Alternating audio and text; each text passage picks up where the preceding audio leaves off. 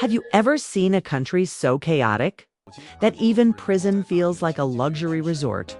Politicians rule like family dynasties, and one president tried to solve crime with bullets instead of laws. Today, we're diving into one of the most unbelievable nations on Earth, the Philippines. At first glance, the Philippines looks like paradise. More than 7,000 tropical islands scattered across crystal blue seas.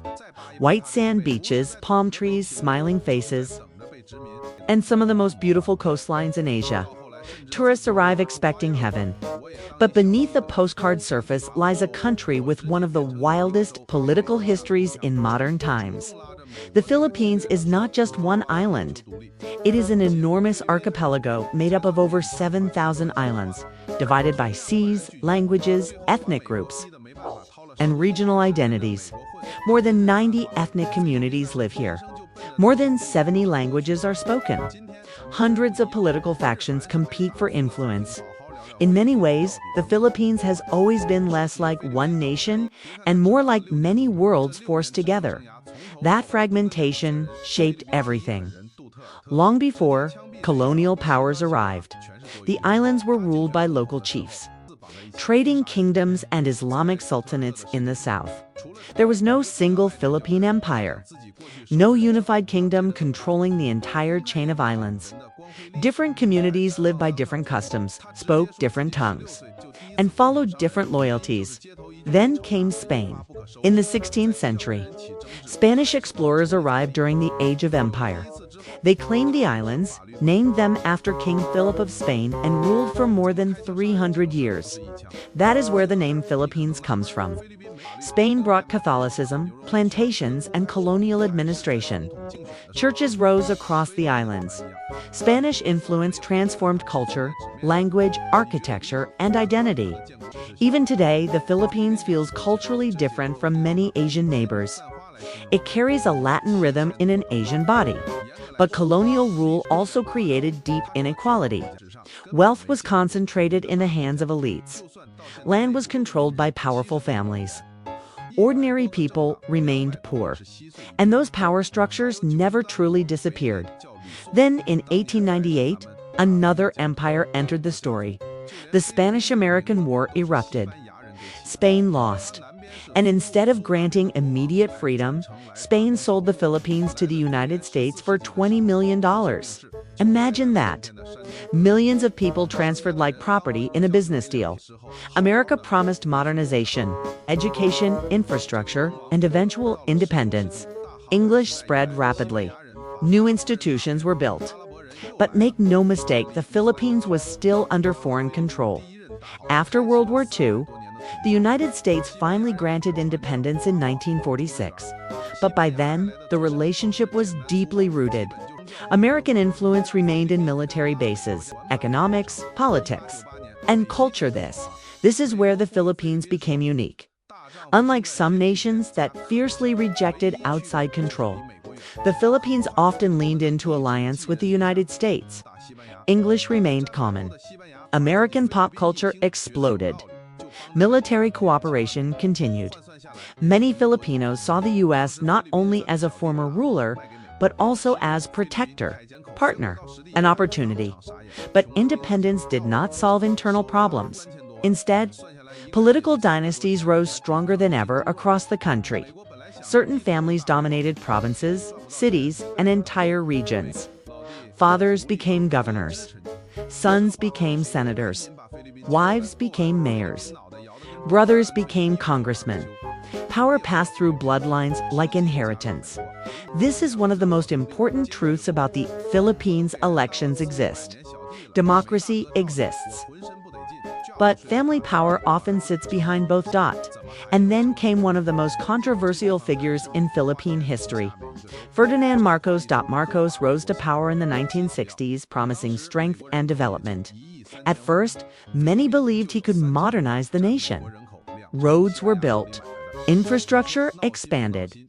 But behind the scenes, corruption spread like wildfire. Marcos declared martial law in 1972. Political opponents were jailed. Media was silenced. billions of dollars were allegedly stolen. His family lived in extraordinary luxury while much of the country remained poor. The stories became legendary.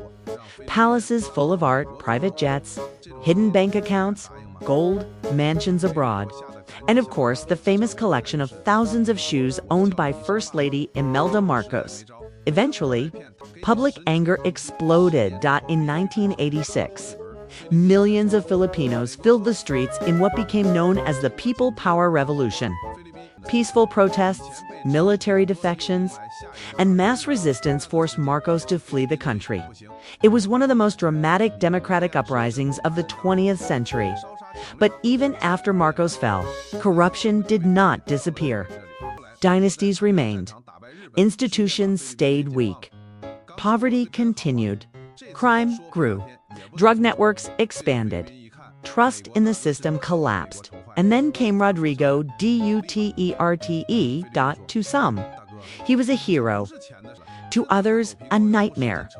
Before becoming president, Duterte served as mayor of Davao City, once known for violence and instability.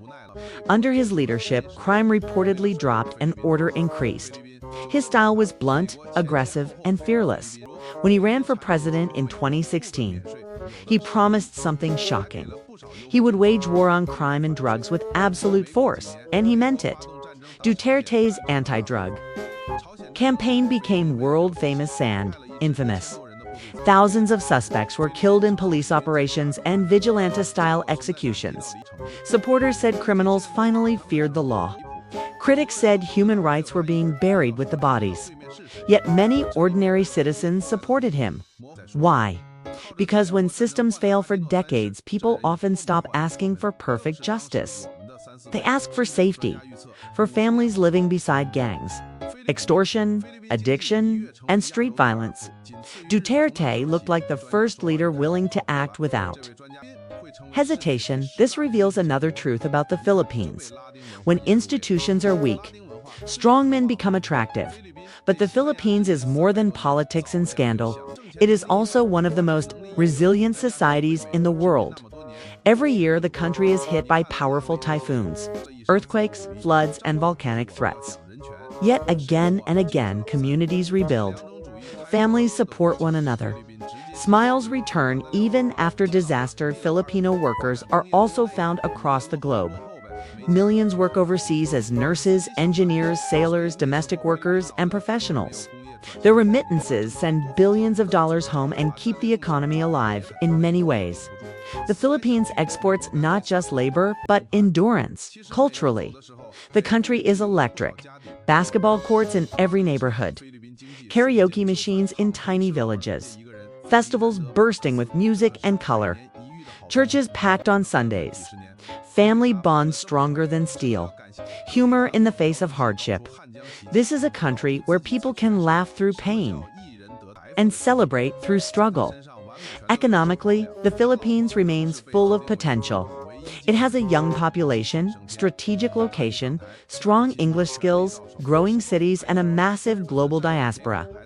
Yet inequality, corruption, traffic congestion, weak infrastructure, and political patronage still slow progress. So, what kind of country is the Philippines? It is a nation of beauty and contradiction, a paradise with deep scars. A democracy shadowed by dynasties. Former colony still shaped by outsiders. A place where chaos and warmth can exist on the same street. A country that has been exploited, underestimated, and tested again and again, yet never broken. Maybe that is why the Philippines fascinates the world, because it refuses to fit a simple label. It can be generous and ruthless, joyful and wounded, modern and feudal, free and trapped, hopeful and frustrated all at once. And perhaps the real story of the Philippines is this: no matter how many storms hit it, political, economic, or literal, it keeps standing. What do you think about the Philippines? Is it misunderstood? Or exactly as wild as people say? Tell me in the comments below. And if you enjoyed this deep dive into one of the world's most fascinating countries, don't forget to like, subscribe, comment. And turn on the notification bell so you never miss the next story.